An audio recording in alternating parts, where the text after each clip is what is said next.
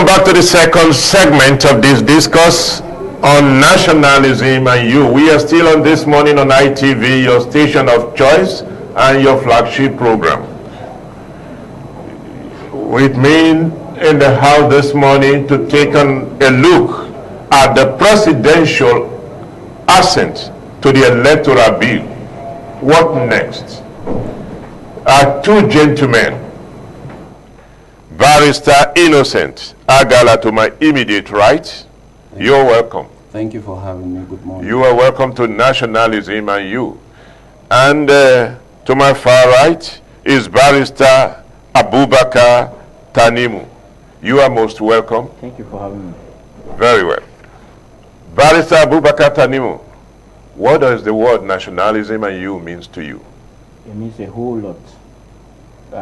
To put it in a context, we look at it from the view of patriotism, what we seek to do for the nation, not only waiting for what the nation will do for us. We should be ready to make sacrifice.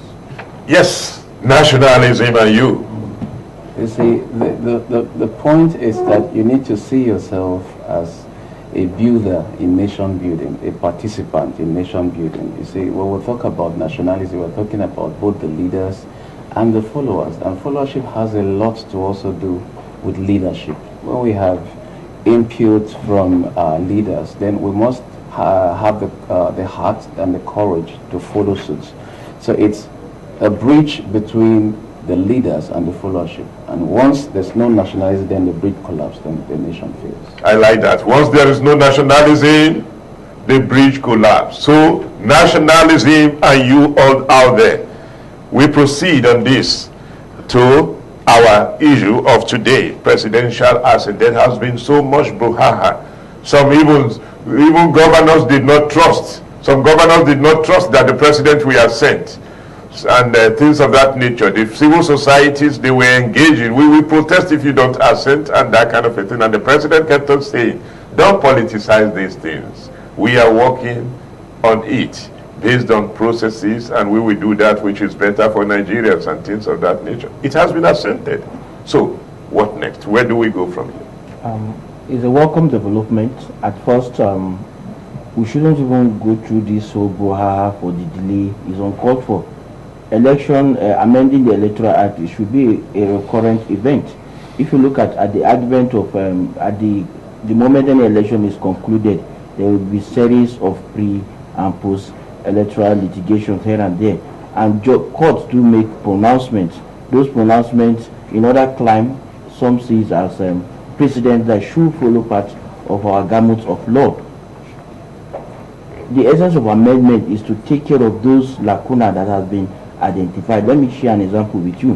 Before now, beautiful innovations were made by the electoral body, like use of card reader, but because it has not been encapsulated in the gamut of our law, but that is the Constitution, the Electoral Act, enforcing it will become practically will become impossible, because the court will naturally set aside any election that goes contrary to what the dictates of the law provide. So it should not be that until the civil society started clamoring, started agitating before the president should assent. This should be a recurrent thing. The moment an election season is over, the gaps, the lacuna that has been identified, especially coming from pronouncements made by the court, should now be what the legislative arm, in line with the submissions that have been made, that should now be the basis for amendments to be effected here and there. Because we live in a society that is very dynamic, that there are a lot of changes that goes on, things that you cannot envisage. You cannot make a law in a futuristic manner to take care of all the challenges and necessities that comes with any activity. So it's those activities that will guide the legislature to make the necessary amendment. So assenting an electoral act is not a big deal. It's something that is encouraged, it's something that is timely, it's something that should follow suit. As this has been passed, we equally seek for more amendment as the society progresses. Taking your own take on this.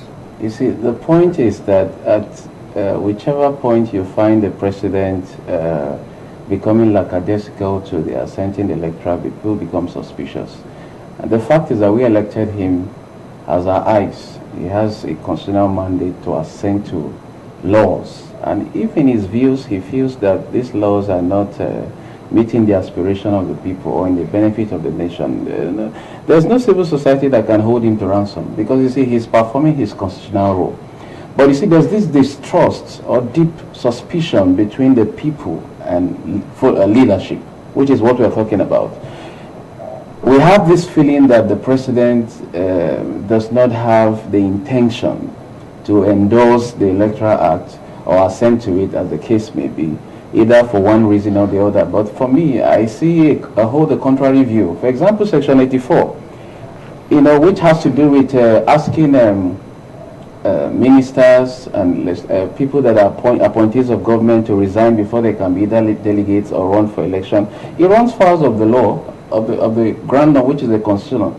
But you can see the fears that the president expressed. Well, I'm going to assent to this in the spirit of national interest and see how that section can be amended, because nobody should be discriminated against on grounds of his political party or appointment.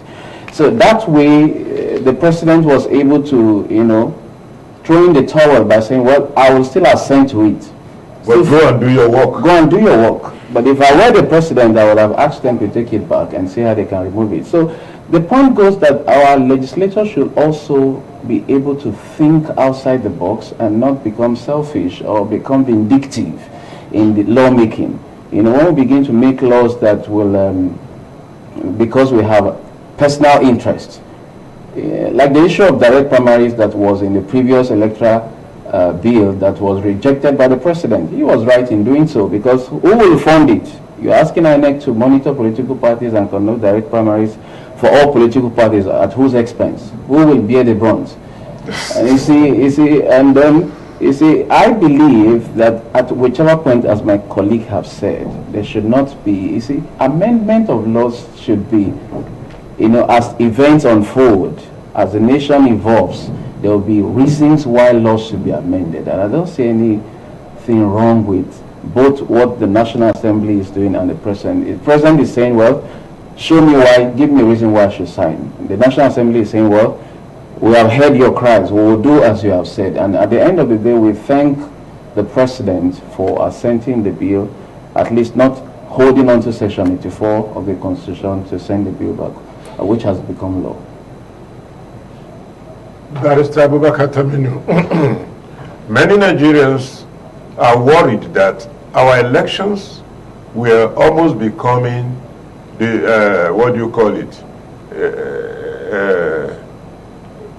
that which were being decided by the courts rather than by the electoral processes and things of that nature in the past.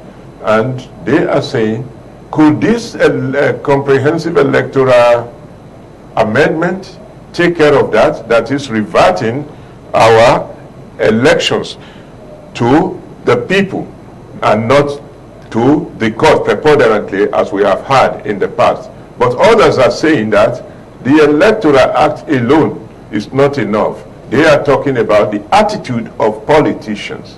What's your takes on this? I share that sentiment, and I think it would do a whole good if Nigerians will be able to hold their leaders accountable, because they know that they elected that leader, not that it's as a result of court judgment because of one thing or the other that they've not done.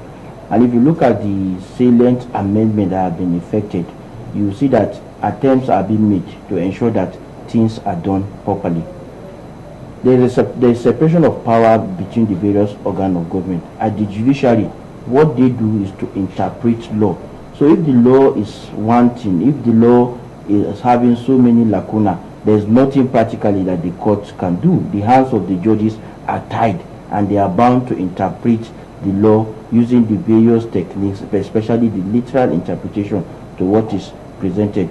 So what has been, there are series of amendments that have been made to take care of certain issues that normally leads to this kind of situation. If you look at starting maybe with your, I would like to highlight some of those amendments. There is section 3 sub 3 of the bill. It provides for issue of funding, that election body, the funds required for any election to be released on timely basis. Then there is section 8 sub 5, which criminalizes individuals who misrepresent that's talking about appointments for those that should be appointed as the umpires, as the electoral officers.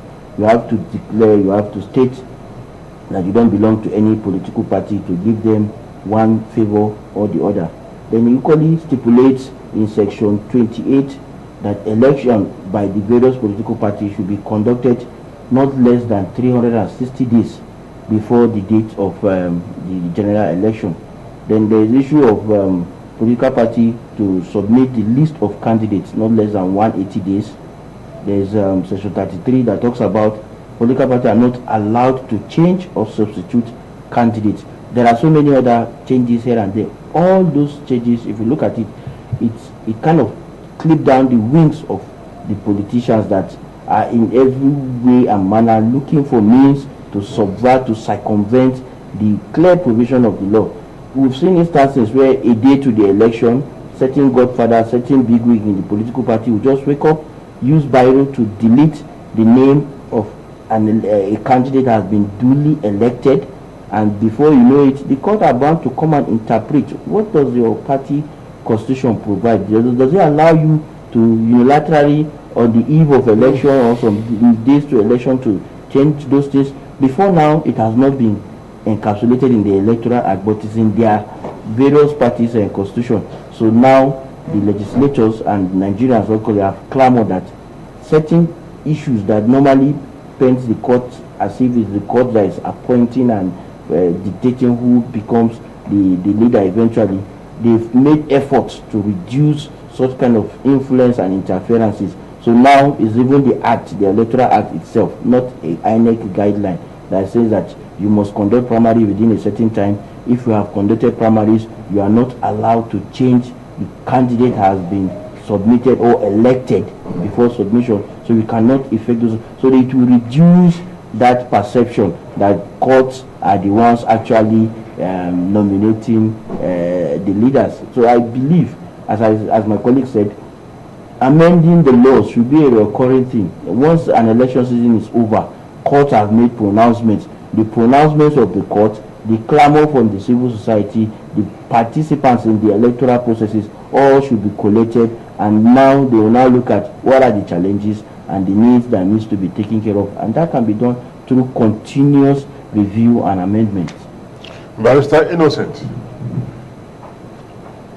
people are saying that laws, acts, they have never been, beautiful laws have never been the problem of Nigerians, but implementations and the people's attitude. Your take on this? How will that impact on this electoral act? You see, we're talking about the bridge between the leaders and the followers. And we say once this national interest is not there, and once the bridge collapses, then we have no nation. The truth of the matter is, you see, no matter how bad a law is, those who implement that law play a significant role. For example, we're talking about vote buying. Who buys those votes? Who sells those votes? It's the same followers who complains that, oh, the court is imposing a candidate on us, that are into, find a way to subvert the course of justice. The same officials of INEC, in quotes, some of them, who will look for a way to see how, for whatever interest it is, to subvert the course of justice. So we as a people must come to a point. You see, I keep telling people that once our leaders are definite that these people are prepared for change, genuine change, they will sit up. But when they know that, at the end of 4 years, we can come and call some people and say, okay, take some arms, go after the ballot box, do this, and then you are willing. We even see some security agencies, as in the case of Kogi State, being willing. We see all of this. So until we come to a point where we hold ourselves accountable as leaders in our own right, oh, what am I going to bequeath to my children and my grandchildren and the children yet unborn? What kind of country do we want as a nation? What will be the fate of Nigeria in the next 20 years? Until we sit down and begin to build the electoral, we begin to build on it, work towards it. Even when we interpret laws as judges, as the case may be, what is the implication of this law I'm interpreting? What is the mischief? Could this be the intention of the lawmakers? If you know that the lawmakers, actually, this was not their intention, but you have to use the mischief rule. for one reason or the other. So it's so important that our attitude as a people must change. We have a lot of uncollected PVCs lying there in INEC. And I'm sure there are some people that have also made up their minds not to vote in the next election. It's our responsibility. Go out, pick up your PVCs, those that are with INEC, take them. Those that have not registered, register. If you have moved to a new place, seek to have a transfer of your PVC and exercise your franchise. Hold your leaders accountable. The future of Nigeria is in your hand. The effective implementation of the Electoral Act is in our hands as a people and as a nation. As we put our eyes, look at the electoral umpires, watch our security agencies, hold our politicians accountable. Before you know it, they'll all sit up and say, oh, we are accountable to the people. And then when we are saying we don't want you anymore, then until we get to that point, we will never see politicians resign from their positions, because they know these people are not serious. Once we tip them, they will go to rest. You come with your money, we don't want your money. You want them to represent you, or are holding you accountable. We saw you with guns. What are guns doing in your house on the eve of election? Until we get to that point where we hold ourselves accountable first as followers, then our leaders will sit up. Because these leaders were not imported from another nation. They're a reflection of who we truly are. That's the truth. Our leaders were not from China, they're not from Russia. Our leaders are Nigerians. So they're a reflection of who we are. Let's change our attitude as we talk about nation building as per implementation of the Electoral Act. And then we'll see a beautiful country beginning from the next phase of the elections as we move. Barrister Tamino, one of the contention that led to the delay of the assent to this electoral bill that has just been assented magnanimously by the president is the suspicion between the National Assembly and the governors. The members of the National Assemblies believe that the governors are wielding what do you call it? Wielding too much power. They decide who comes to the National Assembly, who does not come, and things of that nature. And some of them have even made that place a retirement place after the governorate, that kind of a thing. To what extent has this electoral bill been able to take care of those suspicions and those fears? Section 50 of the amended act clearly provides that INEC has been empowered to determine the way and manner election will be conducted. So it's not within the powers of the governors. It has always not been within their powers. It has not always been the powers of the president. But we know the overbearing influence that they could play. So apart from Section 50, we equally have Section 64 of the Act, which equally criminalizes and stipulate punishment for collation officer that want to do what they normally do before now. There is, as I told you earlier, Section 47 clearly provides for the use of the smart card reader and other electronic devices that I think they have what they call BVAC. There are a series of improvements that is going on. What we envisage, we believe that before now, the complaint has been that there are no enabling laws that will empower INEC to do what they are supposed to do. Now, those issues have been taken care of. Issue of transmission of results, issue of you declare the result at the polling unit. The electoral officer equally has been empowered by this amendment to either cancel or declare if there is incidences of overvoting. The umpire at their polling unit is empowered to even cancel such kind of election. So knowing this, both those in the National Assembly, both those at the state level, that's the governors, they now know that we are on the trajectory of having a truly independent electoral body. If INEC can live up to their expectation, the incidences of this overbearing influence will be reduced significantly.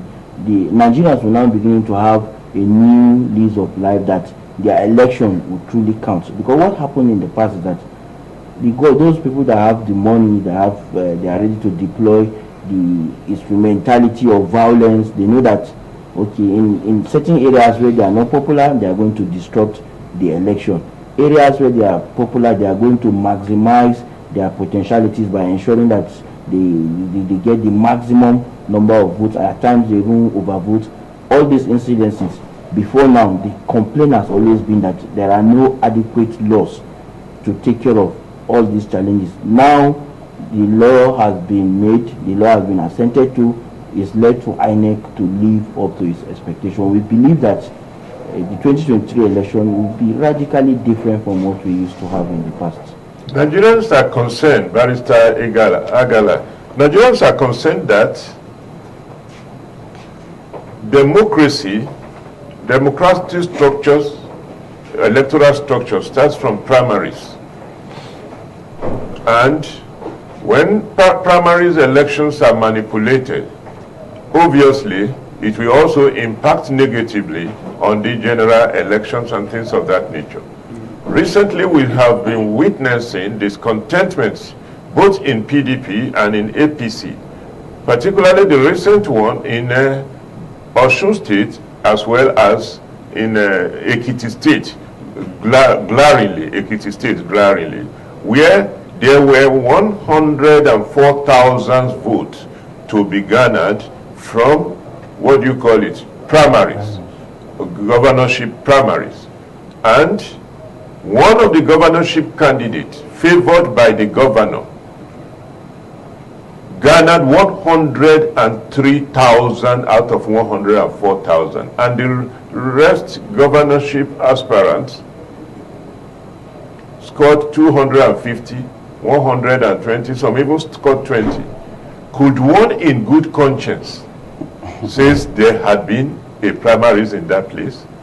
I will say no, and I think that is the mischief the National Assembly saw, that they imported Section 84, which has to do with not just you resigning. If you have to participate as delegates, then you should resign if you're a government appointee. You know, the overbearing nature of the governors on electoral influences, beginning from the primaries. Of course, when we talk about primaries, we talk about the delegates that will appear at that primaries. Most of them has been bought over, most of them are appointees of governors, you know, who will do the biddings of the governor. So the Electoral Act is now saying, I believe that is why the National Assembly imported that section, saying it's all right, we want to go in on the plain level. If you have to participate, resign. If you have to become a delegate, so that you don't favor one party against the other party. So I believe that Section 84 has come to cure that fear, or attack that fear that the National Assembly has, or this overbearing influence of governors. If you have to be delegates in your primary elections and even participate, then you relinquish your political appointment, so that we know that we're all having, with these delegates, we have equal influence on them. So I am sure that such a primary is an aberration. In fact, it has been predetermined before. Then there was no need for you to have even sold forms in the first place, because the truth is, someone who was able to raise money to buy forms, campaign, cannot have 20 votes. It's not possible. So the truth is that let's stop deceiving ourselves as a people. And this is what we are talking about. If truly we were interested in change, evolving nation, we're interested in building our states, our country, then we must begin to go for policies. You know, like in America, we must begin to go for good debates. What you have to offer, not what your pocket has to offer. You know, it does not matter who you are. Trump lost the election, and that was the, you know, the impact of the electoral system. That even though he tried to assess the court says no, there's no way we can assist you. You actually lost the election. And we see how we can have a good nation. Very well. Very well. Barrister Tanimu, taking a look at our electoral system, the democratic system, many people believe that Nigerian democracy is flourishing since 1999 to date, and we are adjusting to make it better. But recently, in West Africa, where Nigeria is a dominant power, we have seen incidences of military coup. And many people are saying that these military coups are as a result of democratic aberrations, which includes excesses of politicians getting involved in perjuries, political violences that are creating security challenges for nations, that people are taking democracy for granted, and have such a concern that Nigeria, as a super nation in this sub-region, should do better to keep our democracy unquestionable in such a manner to guarantee that it continues to flourish. Do you share this view? Absolutely. Right. The position Nigeria occupies in the world, every black man, one out of every 5 black men is a Nigerian. And Nigeria ordinarily should be the paragon, the leading example for the African continent. We might say we are getting it right, but if our next door neighbors like Mali, Guinea, and other countries that have witnessed military Burkina Faso, Sudan, the rest, we know that we have a problem because we have not done enough, and that we are not absolving the government of responsibility in terms of, although we have things going for us, the reasons, the underlying factors that necessitated for military incursion basically is insecurity in those countries, and we equally have a prevalence of that in Nigeria. We have kidnapping going on all over. You have banditry making life unbearable in people in states like Zamfara, Katsina, and other places. We are not getting it right, but we can do better. We can do better in the sense that if the government is living up to its expectation, ensuring that there is good governance, the leaders are accountable to their electorate. A lot of people, the clamor for military incursion in politics has always been from the citizens, from the civilians. They feel that there is no headway, things are not working, and if you want to rely, somebody will always tell you should follow the due process, because they know that they have control of that due process. And if you cannot change, when you refuse to make peaceful change to occur peacefully, then naturally people will start clamoring for the military to come back to power. We don't want the military to come back to power. This should be a lesson for the politician. It's upon them to do what is right. If they are doing what is right, the people will side with them. And the military, knowing fully well that the people are with the politicians in government, they will not want to come into power because they will not have that support.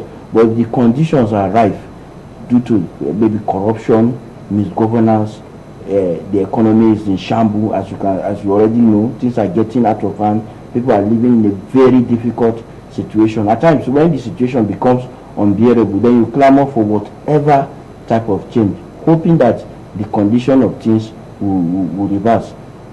Well, the point I'm trying to make is, those in the help of affairs at the moment, they should know that they not only have responsibility to Nigerians, but to the black race. We must get our acts together. We must be able to conduct election in a very peaceful and very transparent manner, so that if we have leaders that are not performing, we know that at the end of their 4-year tenure, it will bid them farewell, and a new person with a new idea, with a better idea to resolving most of the challenges and mundane issues that are bedeviling us, we can now have a new lease of life. Talking of one of the reasons, there is equally the sit-tight syndrome. You see people have exhausted their constitutional term limit. They now want to amend the constitution. We thank God in Nigeria, the attempt by Obasanjo failed, and that sent a very strong signal. Those that wanted to equally do same with the current regime, we thank God for, and we appreciate the president for coming out to state categorically that he's not interested. Stickler for rule of law. For rule of law. So we should be able to imbibe that culture. No matter how good you are, you have two terms and nothing more. And we should equally make it in such a way that election cycle should be a referendum of either telling you have done well or you have done. But that will equally send a very strong signal to the next set of leaders that if you fail to do well, you have less than 4 years, or you can even be impeached, you can even be recalled. We should be able to test all those beautiful provisions. Mr. Agala, yes. Many people have linked the security challenges that we are facing to democratic excesses, not playing by the rule, engaging in forgeries and buying guns and giving to young people in order to secure democratic advantage. They said that these things constitute some of the reasons why we are now dealing with festering security challenges. Do you share this view? I share that view because I believe that there are people benefiting from our security challenge as a people. There are people who are profiting economically and politically. There are people who are funding these terrorists or bandits, as we may call it. You see, the truth of the matter is, when I say people, I'm talking about people in authority, people who are supposed to have our intelligence, conniving with politicians to see how, for economic gain, to see how banditry will not end in Nigeria, because they are profiting from it. You know, we know some matters are sub judice, and they were not supposed to say it. We were all disappointed when we saw some videos of those who are supposed to be protecting our nation, you know, being captured, you know, in the very eyes of the same drugs they are supposed to, you know. We saw some of those videos, you know. The NDLA had to come up, and we saw those videos in an embarrassing situation that you'll be shocked that are those people who are supposed to be going after drug dealers and all of that? Why should you be found even wanting around such a scenario in the first place? You know, but it's a strong message to tell you that before now, these things have been happening. Our security architectures have been part of the issues why we have breakdown in securities. They know these people. They know the people funding them. They know I'll call them politicians or people who have economic power funding them and profiting from this economy. You know, somebody was telling me one day, do you know how much it takes to feed soldiers on the battlefield every day? And you want that security challenge to come to an end. People are profiting from it, one way or the other. And we must come to a point where we fight these people with our laws, having a political will to say, no, we name and shame them in the first place. In another climb, we shouldn't have such a person even see remaining suspended. It should be dismissed by now, because it's clear. What are you investigating? Time running against us. Yeah. What is your final message now that the electoral bill has turned to electoral act? What is your final message to Nigerians? My In final message is that seconds. we shouldn't go back to sleep. Use the time for us to demand for more. The law as assented we should ensure that it is implemented to its logical purpose. We must now begin to look at it, as my colleague have said, insist until the end. What is the end? The final implementation of the Electoral Act. The two gentlemen, barristers at law, legal practitioners are saying that eternal vigilance to keep our democracy running its course as it should be is the way to go. We have been talking with Barrister Innocent Agala and Barrister Abubakar Taminu on nationalism and you. That is how we are drawing the curtain on today's segment of Nationalism and You. But don't change the channel, because more is coming your way on ITV. On ITV, we care about you and we keep you informed, educated, and entertained. Don't change the channel.